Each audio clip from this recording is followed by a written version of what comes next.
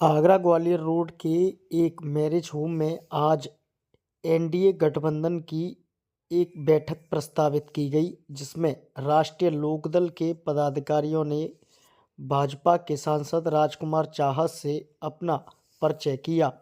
राष्ट्रीय लोकदल के कार्यकर्ता सम्मेलन में मुख्य अतिथि के तौर पर पहुंचे फतेहपुर सीकरी सांसद व भाजपा के राष्ट्रीय अध्यक्ष किसान मोर्चा राजकुमार चाहर ने बताया कि उन्हें लोकदल के कार्यकर्ताओं के बीच आकर ऐसा लग रहा है जैसे उनकी घर वापसी हो गई है।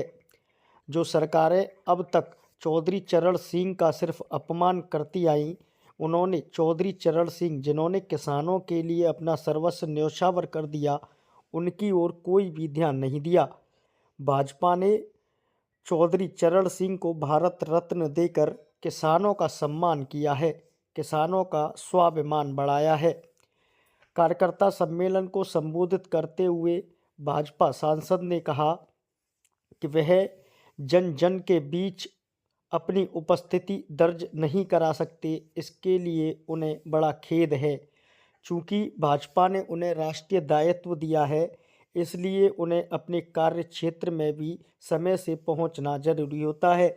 फतेहपुर सीकरी की जनता उनका परिवार है और परिवार का हर सदस्य अपने सांसद को अपने बीच में पाना चाहता है। सांसद क्या बोले कार्यकर्ता सम्मेलन में, देखिए मेरी भी इच्छा थी कि सभी राष्ट्रीय लोकदल के पदाधिकारी कार्यकर्ताओं से मेरा परिचय हो जाए, उनसे भेंट हो जाए। और जो गठबंधन भारतीय जनता पार्टी और राष्ट्रीय लोकदल का हुआ है, हमारे नेता जयंत चौधरी जी और भारतीय जनता पार्टी के नेतृत्व का जो गठबंधन है, चुनाव के लिए आने वाले समय में गांव गरीब किसान की लड़ाई को और मजबूत करने के लिए, तो उसी के संबंध में आज राष्ट्रीय लोकदल की बैठक हुई है। सभी राष्ट्रीय लोकदल का नेतृत्व यहाँ उपस्थित हुआ है। सभी जिम्मेदार कार्यकर्ता जो पदाधिकारी हैं, उनके साथ आज बैठक हुई है और सभी ने फिर से एक बार मोदी सरकार का संकल्प किया है। फिर एक बार मोदी सरकार, विकसित भारत बनाने का जो संकल्प है, उसमें जयंत चौधरी जी की बड़ी प्रभावी भूमिका रहने वाली है।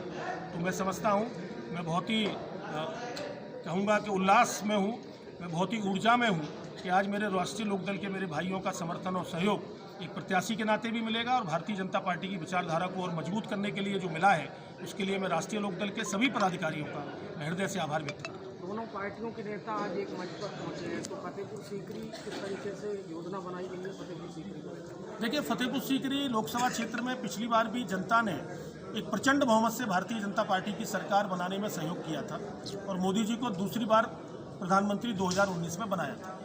अभी फिर एक बार मोदी सरकार, इस नारे को लेकर और आम जनता में जो उत्साह है, आम जनता में जो वातावरण है, सबका साथ, सबका विकास, सबका विश्वास, सबका प्रयास, इससे मैं ये कह सकता हूँ कि पिछली बार भी उत्तर प्रदेश में एक सबसे बड़ा वोट शेयर फतेहपुर सीकरी की जनता ने दिया था। आने वाले चुनाव में भी मैं महसूस कर रहा हूँ, जो मुझे महसूस हो रहा है कि मोदी जी की सरकार बनाने के लिए, मोदी जी को पुनः प्रधानमंत्री बनाने के लिए देश की जनता और फतेहपुर सीकरी लोकसभा क्षेत्र की जनता आतुर है और इंतजार कर रही है इस बात का कि कब वो दिन आए, कब वो बटन कमल पे दबाएं और भारतीय जनता पार्टी को भारी बहुमत से विजयी बनाएं। अमित चौधरी आपके खिलाफ पंचायत कर रहे हैं, आपके दावेदारी को चुनौती दे रहे हैं, क्या कहेंगे?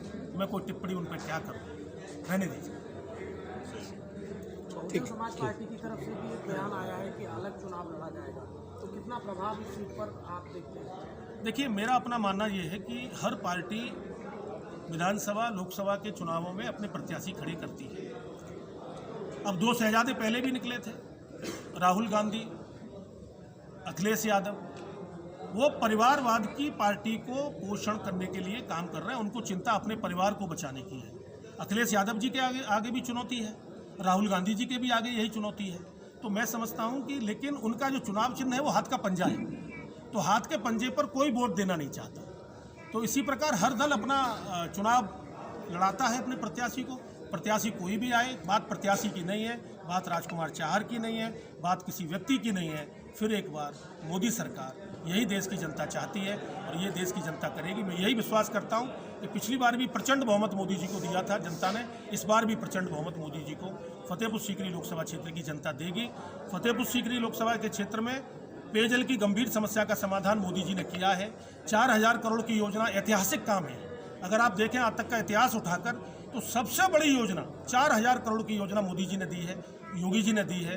आलू का अंतर्राष्ट्रीय अनुसंधान केंद्र दिया है, हमारी बच्चियों के पढ़ने के लिए पॉलिटेक्निक कॉलेज दिया है, श्रमिक विद्यालय आवासीय दिया है, हमारे ITI दिए हैं, राजकीय महाविद्यालय दिए हैं, मिनी स्टेडियम दिए हैं। इन 5 सालों में इतने सारे काम मोदी जी ने किए हैं, क्योंकि ये गारंटी राजकुमार चाहर की नहीं है, ये गारंटी नरेंद्र मोदी की है। और नरेंद्र मोदी की गारंटी है आने वाले समय में विकसित भारत बनेगा और विकसित फतेहपुर सीकरी लोकसभा क्षेत्र बनेगा। राष्ट्रीय लोकदल के साथ आने के बाद और मजबूती के साथ हम लोग आगे बढ़ेंगे।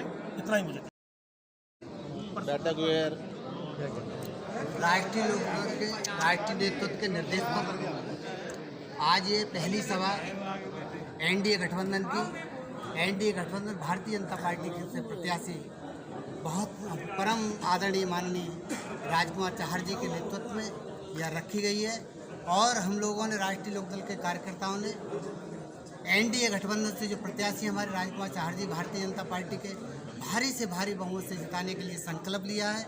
और हम लोगों ने माननीय सांसद जी से विचार विमर्श किया है कि हम लोगों को जिम्मेदारी दें, हम लोगों को किस तरीके से कार्य करना है, क्योंकि यहाँ पर जो प्रत्याशी हैं वो भारतीय जनता पार्टी के हैं। और ये मिलन हुआ है भारतीय जनता पार्टी के प्रधानमंत्री यशस्वी माननीय श्री नरेंद्र मोदी जी का और राष्ट्रीय लोकदल के राष्ट्रीय अध्यक्ष माननीय चौधरी जयंत सिंह जी का। ये पश्चिमी उत्तर प्रदेश से नहीं, पूरे उत्तर प्रदेश में 80 के 80 लोकसभा सीट जीतने का काम करेंगे, क्योंकि हमारा कार्यकर्ता और हमारे नेता का जो प्रभाव है प्रत्येक सीट पर है। पूरे प्रदेश के अंदर बहुत मजबूती से कार्य करने का काम करेंगे। और आदरणीय सांसद जी से हमने निवेदन किया है, उन्होंने हमें दिशा निर्देश दिए कि हम लोग मिलकर के बहुत मजबूती के साथ यहाँ से इस बार, पिछली बार 5 लाख पार थे, इस बार 8 लाख पार का नारा दे रहे हैं। और आपके सामने मैं कहना चाहता हूँ 7 लाख से ऊपर बड़ी जीत होने होगी। ठीक।